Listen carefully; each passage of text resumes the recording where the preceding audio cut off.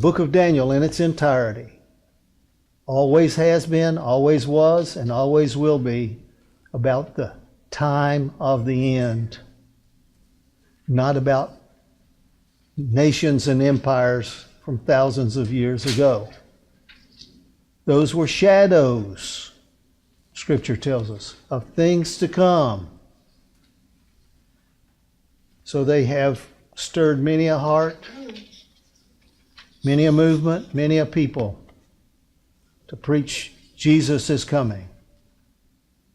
But when you see the book of Daniel beginning to be literally fulfilled, literally, not thinking, oh, I like this version, I like this interpretation. No. We're looking for the fulfillment. Did everyone receive a copy? I want you to look at it with me for a moment. It's going to give us a launching pad. It reads up and down vertically, and it reads left to right. So the head of gold and the lion with eagle's wings and the notable horn are all representing one and the same power. If you see what's going on here. The breast and arms of silver represent the bear. You want to talk about nations? We're going to talk about nations, but we're going to talk about nations at the time of the end. The breast and arms of silver represent the bear. The belly and thighs of brass. See it over here? Brass. The leopard with 4 heads and 4 wings, moving, flying swiftly, represent the same power. And then there are the legs of iron. We're going to look at some of these and see something that you've seen but you haven't seen before. If the analysis is correct, and the lion with eagle's wings and the head of gold and the notable horn represent the same power, what power are we talking about? So in the far left column, Babylon is the ancient superpower. But ancient superpower Babylon is pointing us prophetically down to the modern superpower of America. So I want you to look at Daniel chapter 7 with me here for a few minutes. And let's take note. First of all, the 7th chapter of Daniel is a changing. Things are changing in the verbiage. And it's the first year, verse 1 of Daniel chapter 7, it's the first year of Belshazzar, king of Babylon. Now wait a minute, we're not talking about Babylon. No, we're going to go ahead, but it's couched in the first year of the king of Babylon. His name was Belshazzar. Now, do you know enough biblical history, prophetic history, to know that Belshazzar was which king of Babylon? The last king of Babylon. This is the guy who had the angel's hand writing on the wall, "You're finished, you're done, you're out of here." So Daniel is given a dream. Not Belshazzar, not Nebuchadnezzar. Daniel is given a dream. Let's go ahead. The visions of his head on his bed, he wrote the dream, and he told us some of the matters, and he spake and said, I saw in my vision by night, behold, the 4 winds of heaven strove upon the great sea. You might want to do a little study on that 4 winds of heaven. It represents strife, war, and bloodshed. You'll find it, 4 winds of heaven, in the book of Revelation as well. So we have 2 witnesses who are trying to tell us something. God's trying to tell us something through 2 witnesses. Daniel, who's living 700 years before John comes along. And both of them are being given visions or some understanding to pass along to the last generation. 4 winds of heaven, verse 2, strove upon the great sea. And 4 great beasts came up from the sea, diverse or different one from another. How many beasts came up? We're going to find out that 3 of them are in one category, and 1 of them is unto itself. Let's go on. The first was like a lion, had eagle's wings. I watched till the wings were plucked. It was lifted up from the earth and made stand on its feet as a man, and a man's heart was given to it. We just painted a picture of the lion with eagle's wings. I don't understand why some people have difficulty understanding, interpreting the lion with eagle's wings as the United States of America. Some say, well, it's United States and Great Britain. I don't have a problem with that. But Great Britain unto itself is not the superpower. A modern saying regarding a lion is he's the king of what? Come on, he's king of beasts. And yet the picture here is of a toothless lion, or a lion who is humbled and broken and his heart pulled out and his strength is gone. There's the lion, there's the bear, there's the leopard. In verse 7, jump down to verse 7, please. After this I saw in the night visions, and behold, beast number 4. He was dreadful, he was terrible, he was strong exceedingly. And he had just gone to the dentist and had his teeth cleaned. Did you see that? His teeth are all polished up. He had great, what kind of teeth? Let's look at our little graph here for a minute, and let's say, where's iron? Iron, iron. Oh, it's down here with the legs of iron. Now hold it. There's the gold, there's the silver, there's the brass. How many beasts? 1, 2, 3. And iron. He had great iron teeth. He devoured, he broke in pieces, he stamped the residue with his feet. And he was diverse from all the beasts before. Had 10 horns. Verse 6. Can you back up to verse 6 there for a moment? After this I beheld, and lo, another like a leopard, which had on the back of it 4 wings of a fowl. The beast also had 4, and dominion was given unto it. Beast number 3, let's look at our graph again, could be the modern superpower of China. And the image is that this is a power that's going to rise very quickly. 4 heads, 4 wings. So we have gold, and we have silver, and we have brass. Now verse 6 doesn't say brass, but it's clearly, if you follow through, it's clearly the leopard-like beast with 4 heads and 4 wings. We're going to find the brass again. So let's back up. You're in chapter 7. Let's back up to chapter 4. We've been sharing some things in chapter 4 here in the last few months. The cry is a loud one, and said, hew down or cut down the tree, cut off his branches, shake off his leaves, scatter his fruit, and let the beasts get away from under it, and the fowls from his branches. Nevertheless, leave the stump of his roots in the earth, even with a band of, come on, what? Iron and brass. Let's look at the picture again. Look at our chart again. The iron and brass come together in the chart. The iron and brass are going to come together when the great tree is cut down. The great tree, we have decided, some have decided, represents the United States of America. So cutting down the tree in chapter 4 is the same as pulling the wings off of the lion in chapter 7. One of the handouts we gave you coming in is about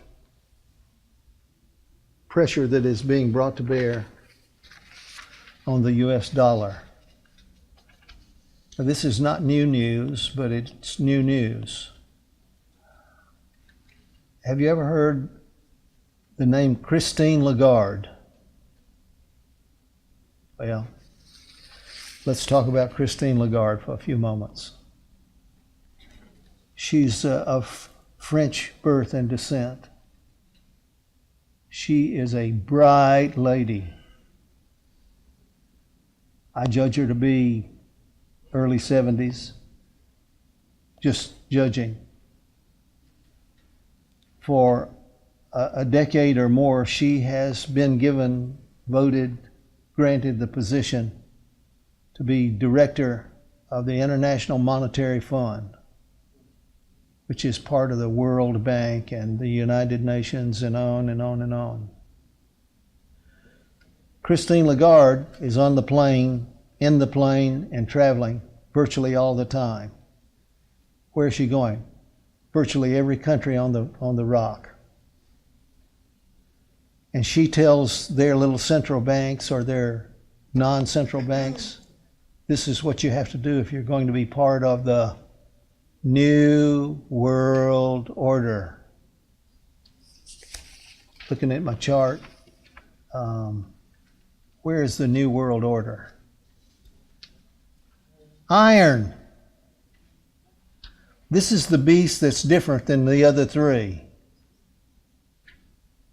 Is gold a hard metal or a soft metal? Soft. Is silver a little bit harder but still a soft metal? Yes. And brass? Absolutely. Soft metal. What about iron? Iron is unbending, unyielding, unforgiving. That's how Rome conquered the world.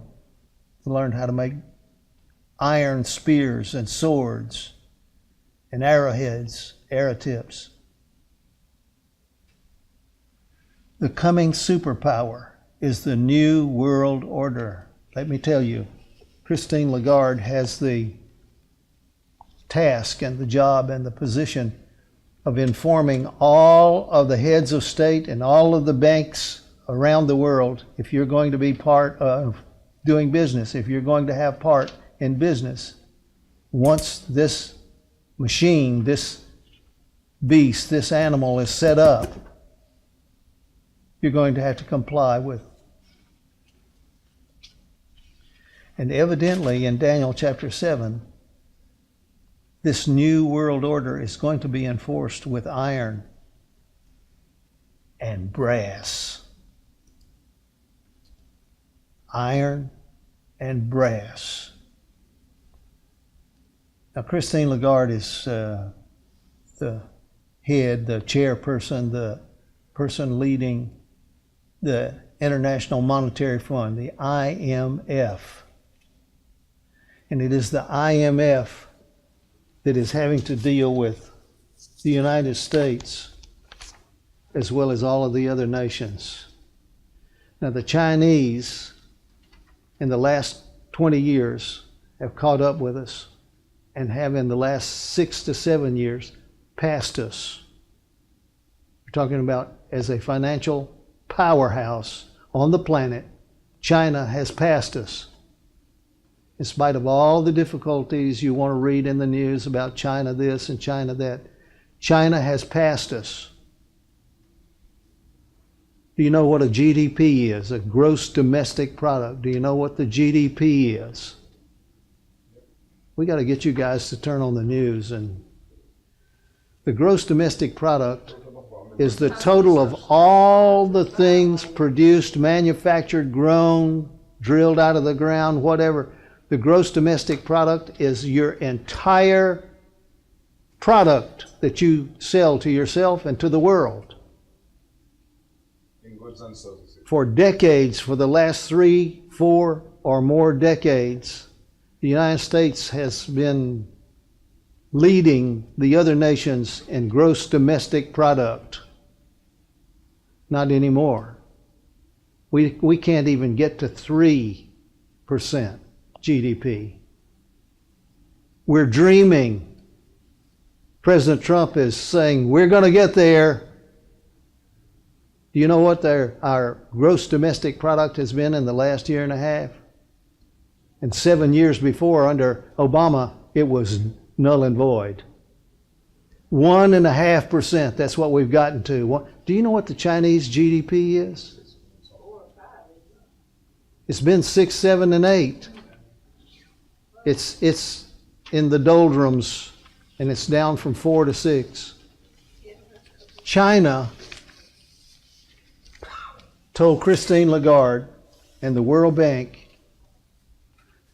the IMF, the Bank for International Settlements, for the last 5, 6 years, China has been trying to push itself into the number one position as a financial superpower. Now, the United States has managed to hold on, but we have no business holding on. The key word is business. We have no business trying to hold on to what we don't really deserve. So we make the US dollar, or made the US dollar, the, what's the term? Petrodollar?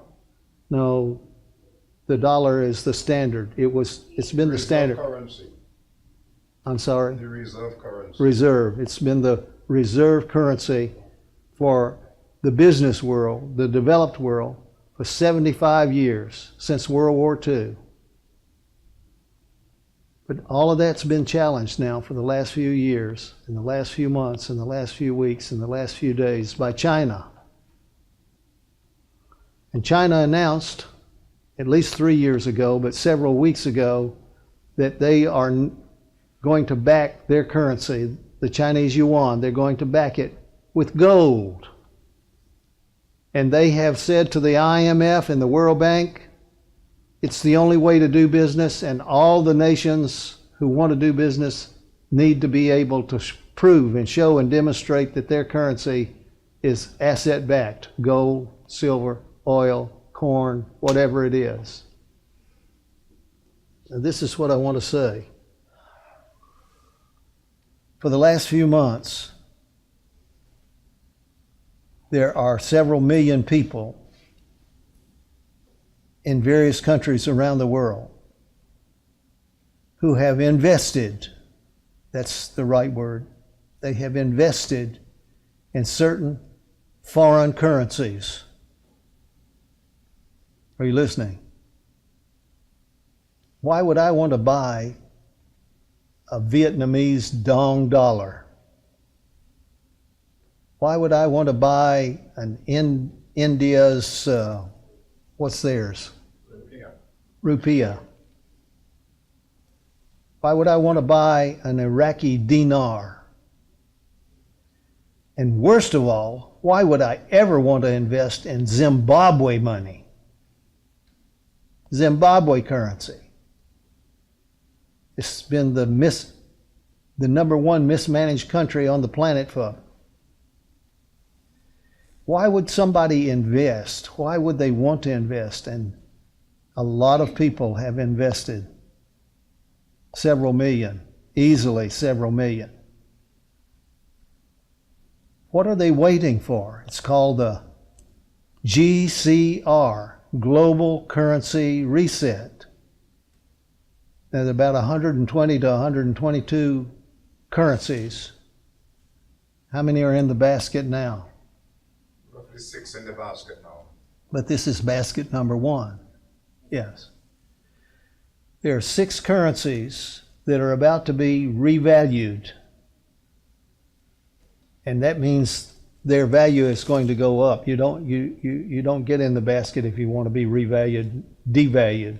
You get in the basket if you want to be revalued. You want to increase your net worth. And that has been attempting to be a reality for 3 years and longer. Several months ago, many of the people who invested, not just in this country, the Canadians, the Australians, many of the people who invested have said, the RV is about to take place, it's going to take place, it's going to happen, it's going to come. And a year went by. It's coming. 3 years have gone by. And then the rumor mill really heated up. So for several months, it has been the rumor of the day, the rumor of the hour. The RV is about to take place. So I want to bring you back to Christine Lagarde. Christine Lagarde arrived here in the United States 2 weeks ago. She was supposed to be here for 2 days. What? Well, she's French. She's French, but she's based out of Switzerland and New York. Christine Lagarde arrived here 2 weeks ago. Supposed to be, and it was announced in the national news, she was going to be here for a brief visit to discuss international finance with the American U.S. Treasury and U.S. businessmen, U.S. banking. And she's been here for 2 weeks. Now just hearing that ought to set your mind in motion. So let's indulge in the rumor mill once again. So announcements are being made that we're approaching the 1st of May. Announcements are being made that we are approaching the end of the month of April. It was fully expected that this RV was going to take place by the 1st of April, then by the 15th of April, then by the 20th of April. And now it can go no longer than the end of the month. Why? Because China has been on a tear, has been on a mission to tell the world our money is real.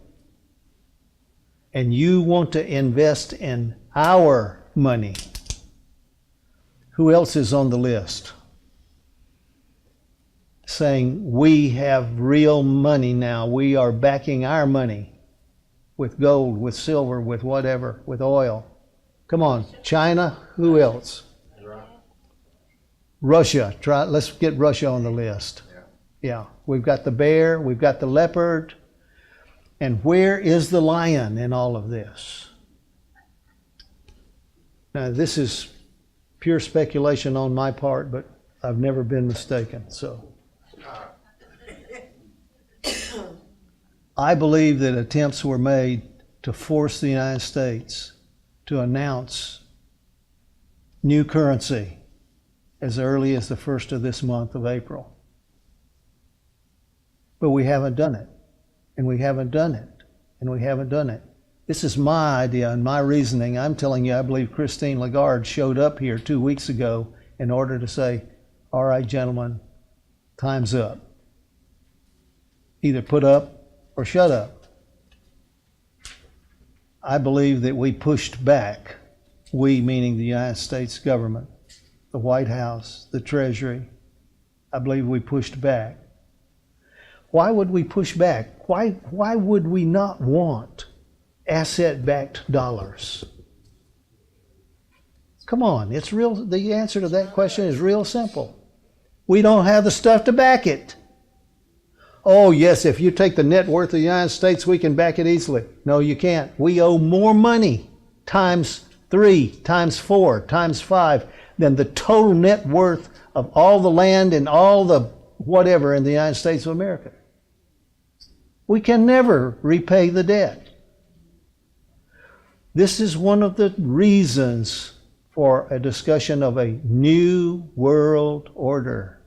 Because we're not the only people in debt. We taught everybody else how to run up debt. Are you listening? But we can never pay off the debt. Never. Oh, there is a way.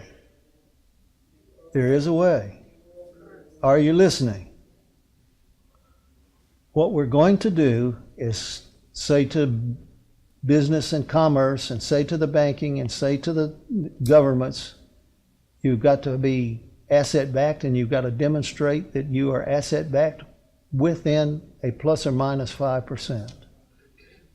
You have to. Now, the way we can do this is get everybody to say, we're going to back our currency, and they're going to back it with gold at what value per ounce? Thank you, $13.27 per ounce. Are you listening? But that's not enough to pay off all the debts that are owed. So what are we going to do? What would you do? You would revalue what? No, you revalue your dollar by revaluing gold. Now, what you want to do is say, we're going to be gold-backed. We're going to tell the world, the business world, the governments, we're gold-backed. But we're gold-backed at $13.27 an ounce, and we're really not gold-backed because we don't have enough ounces. But we're going to revalue. And I talked to a businessman in the Northwest. He and his family own a gold and silver business. They've been in business for 40 plus years. I've known this gentleman for 3, 4, 5 years now, but only by phone. He said to me, Mr. Wheeling, this is where it's going. Gold is going to go to $3,000 an ounce. When it gets to $3,000 an ounce, Tom, Dick, and Harry will not be permitted to buy it anymore. When it gets to $3,000 an ounce, ordinary people will not be able to purchase it anymore. But it's not going to stay at $3,000 an ounce. It's going to go to 5, and it's going to go to 10. And 10 may not be enough to pay off debts. Doesn't matter. This is what's going to happen. Now, this beast system is part of this new world order. And the first attempt, according to Daniel and Revelation, the first attempt is not going, it's going to work a little while, a brief while. It's going to appear to work. There's going to be joy in the camp. And then suddenly, as the light, I'm quoting Ellen White, suddenly as the lightning flashes from the heaven will come the end of their bright visions and delusive hopes. This first beast system that's pictured here is going to fail. I don't know how long it's going to be working and in order before it fails. It doesn't matter. Something is going to cause this to lose its potency and its power. This is why when you get to Revelation 13, the first beast has received a deadly wound. A deadly wound. And so we're going to make an image to the first beast, whose deadly wound was healed. Well, how did they heal it in the first place? Come on, let's reason together here. How did they heal? How is the world attempting to heal this debt crisis? And it's a global crisis, not just the United States, not just the West. It's a global crisis. How are we going to solve it? We're going to back everybody's currency with real money. Now, when we run the value of gold up, and then it still fails, listen, it's going to look wonderful. It's going to present the people of God who are in the know and in the prophecies and understand the prophecies. You have a window to move out of town. You have a window to print and distribute books. You have a window, but it's a window. And it's going to slam shut. How long? God knows, and God will keep it open as long as is needed, but then it's going down. Let's suppose you were rich enough to go buy a little bit of gold while it's down at $13.27 an ounce. If it goes up to $3,000 an ounce, and you only bought 10 ounces, Oh, you don't have that much money? Okay, 5. You don't have that much money? Okay, 2. How would I ever get enough money to buy 2 ounces of gold at $1,327? Sell all the junk in the garage. Sell everything you got, motorcycles, whatever, and get some gold. Now, is gold going to save you? No, but it can help keep you alive under the first system. And when things deteriorate and go down the drain, according to Revelation 13, please listen, something is going to happen. There's a woman, a lewd woman, coming into the picture. And she's really dressed for the job. She's got wine and pearls, and she's got gold, and she's got silver, and she's got... Now, what's going to happen, I believe, according to Revelation 13, is that when the image to the first beast is made, who's got enough money to take care of business? Nobody, not even at $3,000 an ounce, not at $10,000 an ounce. We want world order, and we want world peace, and we want world prosperity. How are we going to achieve it? I believe the Vatican, who has vaults and vaults and vaults and vaults, is going to throw open the doors to at least one of those vaults and invite the cameras, the TV cameras of the world to come and look. And we pledge, we, the Vatican, the Holy See of Rome, we pledge to back the global world order. And when folks get a little whiskey in them, they go gaga. You and I, and all the folk around us, and all the folk around them, and all the folk around them are about to be body slammed with all of this. We are about to be run over. We are about to be taken. But if we have an understanding of what's going on in Daniel and Revelation, if we understand what brass means, why you put a band of iron and brass around the stump. The stump is the United States. The band of brass and iron is the Chinese currency and the New World Order. It's possible that for a while the Chinese yuan will become the new world reserve currency.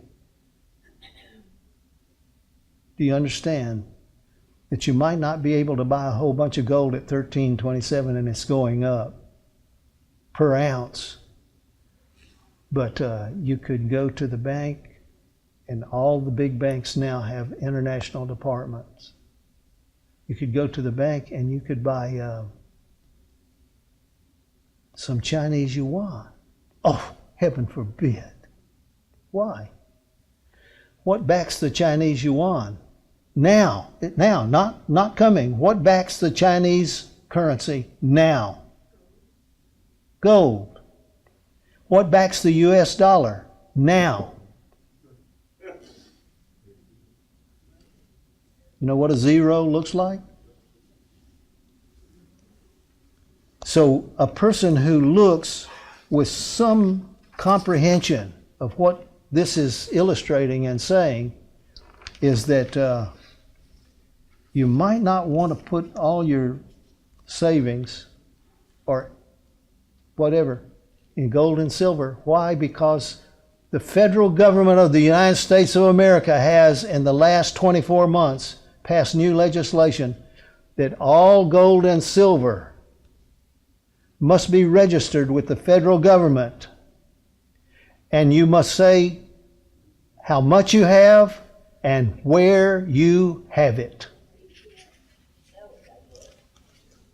We're all about to be caught up.